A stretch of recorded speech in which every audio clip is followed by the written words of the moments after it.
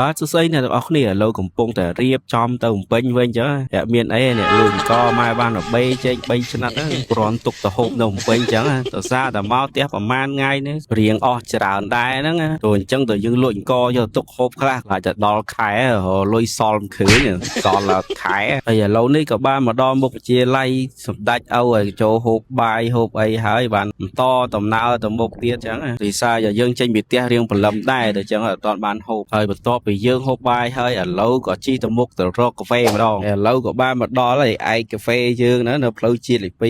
គាត់ល្បីគាត់ខាងលេងវីដេអូខាង TikTok អីហើយកាហ្វេគាត់ក៏មានរសជាតិឆ្ងាញ់ដែរបងប្អូនហើយការរៀបចំគាត់ស្អាតមែនតែនហើយនិយាយពីអ្នកលក់ក៏ស្អាតដែរបងប្អូនឥឡូវបន្ទាប់ពីហូបកាហ្វេហូបអីក៏ធ្វើដំណើរទៅមុខទៀតឥឡូវក៏បានមកដល់គូស្រូវយើងហើយបងវីដេអូក៏មានតែប៉ុណ្្នឹងដែរអរគុណបងប្អូនសម្រាប់ការតាមវីដេអូមួយនេះអេវ៉ាំង